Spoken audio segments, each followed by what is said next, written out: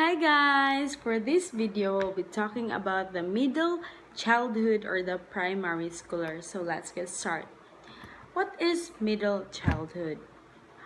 For this stage, when children undergo many different changes like physical, emotional, social, and cognitive. In this stage, between 6 to 12 years old, children receive less attention than children in infancy or the early childhood. The support of the family and friends of the child is very important during this phase of the development. And for the physical development of the primary pupil, there are physical development involves many different factors like weight, height, appearance, visual, hearing, and motor abilities. Primary school children undergo many different changes as they go through this stage of development. This could be because of different factors, both or environmental. So first, during this stage, physical development involves having the good muscle control and coordination, developing eye-hand coordination, having good personal hygiene, and being aware of safety habits.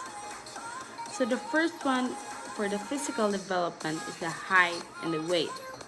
In this development stage, children have started their elementary grades from grade 1 to grade 3.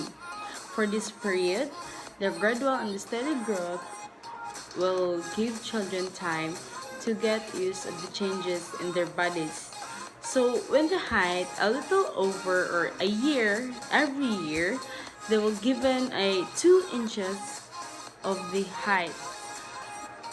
Both girls and boys will introduce them many different activities they can now and do greater accuracy. So example lang, di ba? Like yung baby ka pa, pagkatapos naging big girl ka hanggang naging 6 years old ka, 7 years old, first day of school mo talaga. Pagkatapos, ang liit mo pa, para mga 3 feet ka pa hanggang naging 3.2 ganyan every year hanggang magkakataas. Yes. The weight gain average about 6.5 pounds a year. So every year mag-gain ka ng pounds 6.5, but most children will have slimmer appearance compared to their preschool years because of shifts in accumulation and location of their body fat. Like example, kagaya ng ibang mga bata na kagaya nito. Yung bata na yan ay 3 years old pa lang, pero ang taba-taba na, no, di ba? At yung isa ay hindi mataba. So, parang sa ano ba to ha? Ng body mo, changes ng body mo. Yes. Next, the bones and the muscle. So, childhood years are the peak bone producing years. This is the best time to teach of good dietary and exercise habits to help them have strong, healthy bones throughout their lives. Many lifestyle factors like nutrition and physical activities can sustainably influence the increase of bone mass during childhood. May iba kasing bata na masakit na sa bone, yung baby pa. Pero may iba rin na, ang lakas kahit anong galawan ng gagawin niya. Next, the motor development. For this, young school age are gaining control over the major muscles of their body. Most children have a good sense of balance, like testing their muscles, strength, and skills. Like they have run, skip, hoop, jump, tumble, roll, or dance. So, examples are singing, yan. Or in the first is run, kung gaano ka kalayo, kung saan ka pupunta, diba? Or maybe like close their zipper or can tie their shoelace, ganyan.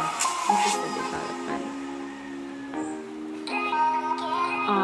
Performing unimanual or require as one hand, and bimanual requiring two hands. So, while children graphic activities, like example, using one hand is writing, as drawing, and while in the bimanual or the using of two hands is holding the book,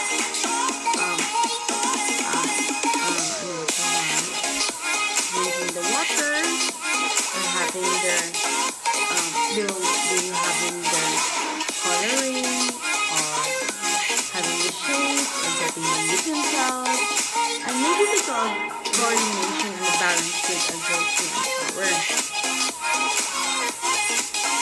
Coordination. So coordination is a series of movements organized and timed in a particular way to bring out the particular result. So children develop eye, hand, and eye-foot coordination where they play games and sports. Like example, they play in Tagalog patintero. So eye to eye ka sa front mo yung iba. Pagkatapos titingnan mo kung saan ka. Titingin kasi siya kung saan ka gagalaw, sa left ba, sa right, saan ka pupunta, diba? So the balance is the child's ability to maintain the equilibrium or the stability of his or her body's different positions. So yeah, from the word balance already noted. Dynamic balance is the ability to maintain equilibrium while moving. Finally, dynamic balance is an example of ballet. Yeah, we have ballet. Yeah. And the speed is ability to cover a great distance in shortest possible time. Example, running. The first one is running. Tatakbo ka sa isang oval, tapos may time limit, may time na kakailangan mong gawin yan, o diba? Next, the agility is the one ability to quick change or shift the direction of the body. Next, power is the ability to perform a maximum effort in the shortest possible time. So for this is a skill or vital to perform different things, physical sports, like for the entrance, diba? Cognitive development of primary skills. John Piaget is a foremost theorist when it comes to cognitive development. According to him, intelligence is a basic mechanism in ensuring balance in the relation between the person and the environment. Everything that a person experiences is a continuous process of assimilation of conditions. So, John Piaget constitutes operational stage spans 7 to approximately 11 years. Or maybe the children have better understanding for their thinking skills. So like logic.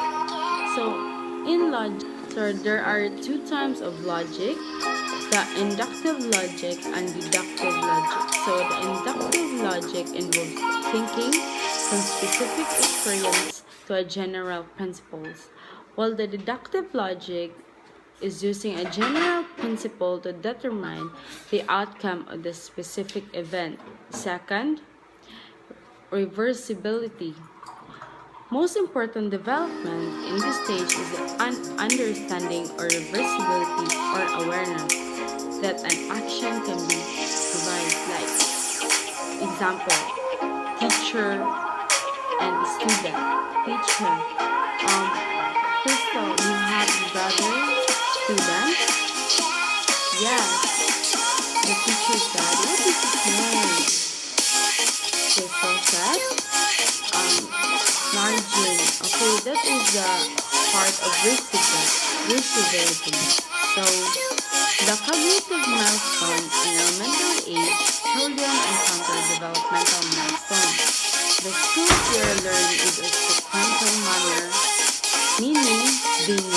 understand numbers before they can perform a mathematical equation up until age 8. I can learn new skills at a rapid pace. So, example, may formula. Pagkatapos magka-calculate ka sa solving problem, paano mo maka-calculate kung hindi mo i-analyze yung formula niya, diba? So next, information processing skills. Several theories argue that, like a computer, a human mind is a system that can process information through the application of those logical rules and strategies.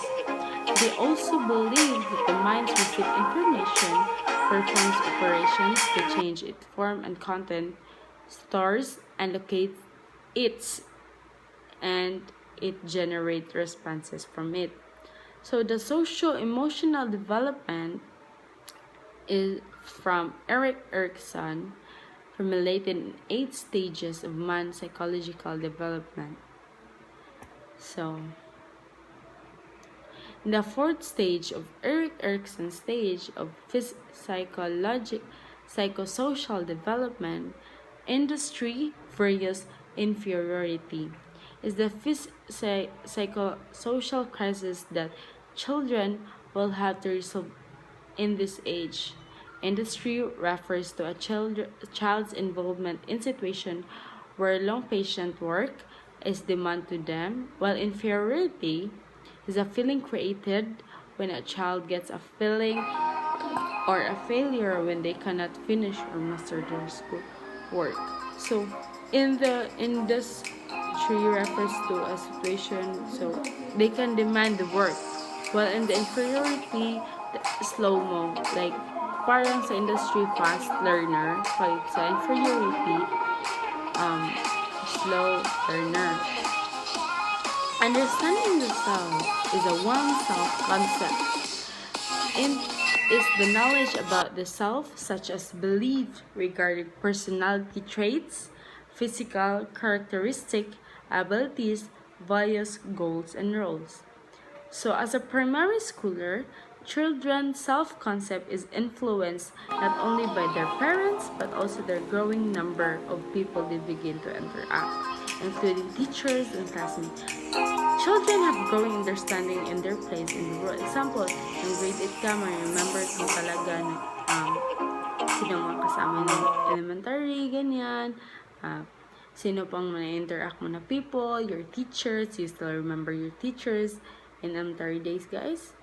So in school years, the transition of pre-elementary to primary school, children tend to become increasingly self-confident and able to cope with the social interaction. The issue of fairness and equality become important to them as they learn to care for people who are part of their families, like building friendships. So, with your classmates, diba? Or sa schoolmate mo. Halos naman tayo lahat may friends sa ibang section. Tapos may squad din tayo sa room natin. Yeah. So, antisocial behavior is an example of kick, poke, pull, hit other children when they are first introduced is a fairly normal. So, example yung sasapa ka ng classmate mo, per elementary pa lang to ha. Pagkatapos, self-control. Once the children reach school age, they begin to take pride in their ability to do things and capacity to exert effort. They like receiving feedback from their parents and teachers. The example is, relate nyo to yung elementary kayo. Remember nyo pa yung star na stamp dito sa mga kamay natin. Pag makaka-answer ka, may stamp ka, diba? Tapos, sasabihin mo sa bahay, Mami, tingnan mo, naka 5-star ako, and your parents will be proud of you because you are learning, you are cooperating in your room. And for the next part, we will have the cognitive and the physical development in middle childhood. So next, the body growth. So grow 2 to 3 inches between ages 6 and 12. Kids double their weight between ages of 6 and 12. Average 10-year-old boy has 85 lbs and the 10-year-old girl has 88 lbs. So kapag yung weight mo nung grade nung age ka pa ng 7, you will have yung weight mo mga 20 mga 40. Magiging double yan kapag nasa age ka na sa 6 and 12. So magiging 80 lbs ka. So between the 6 and 12 years, all 20 primary teeth are replaced with permanent teeth. So kagaya nito. Yes. So kagaya no elementary ka, ang sakit ng ngipin mo kasi primary kasi yan. Hindi yan permanent. Kakain ka ng candy, example, wala ka ng ngipin, may tutubo pa rin kasi. The nutrition and the sleep. So, school children need an average of 2,400 calories every day, eating rice, vegetable, fruits. The nutritionists recommend fruits like grains, vegetables, and carbohydrates. Average 5 years old sleep 11 hours a day. Average of 9-year-olds sleep about 10 hours a day. Average of 13 years old sleep about 9 hours a day. The sleep problems like insomnia and lack of discipline. The first thing of lack of discipline because of cell phones, social media, diba? Gaming. Next, the motor development and the play. Running, jumping, hooping, and ball skills more refined. Or maybe having drawing, showcase or organization. PE classes is very important, like build self-esteem and physical activity. Causes of obesity. So, the genetics. So, maybe yung lola mo naging obese din, mapapasa rin sa inyo or nasa sa pamilya mo. Next, low cost, high fat foods and family stress. Food as reward system and lack of physical activity. Itong lack of physical activity, walang exercise, walang ganang malumakad, puro na lang higa, puro na lang sit, ganyan. So,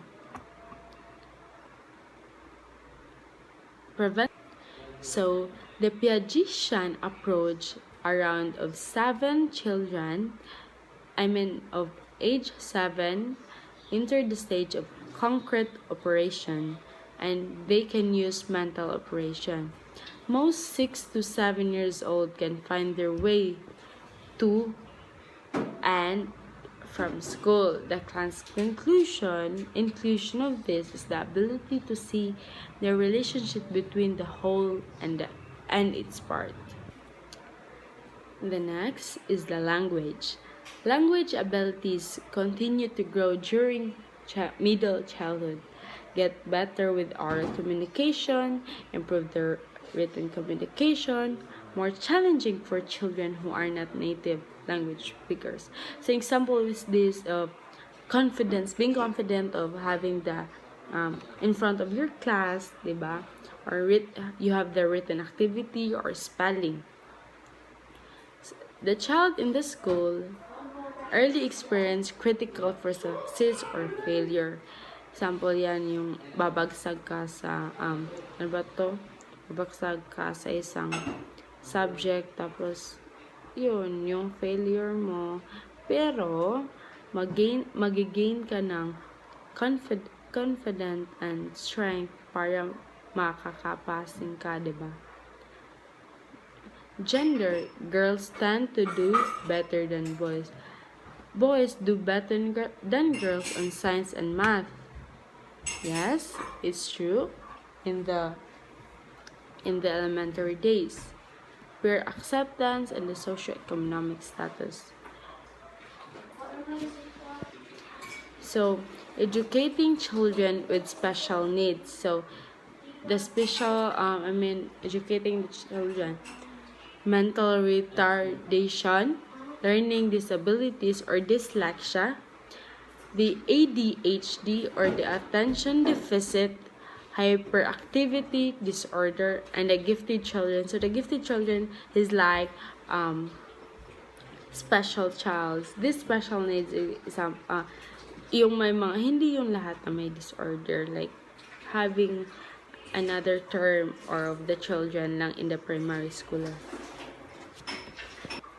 So hi guys, and that's all for this video, and hoping you understand well for my discussion.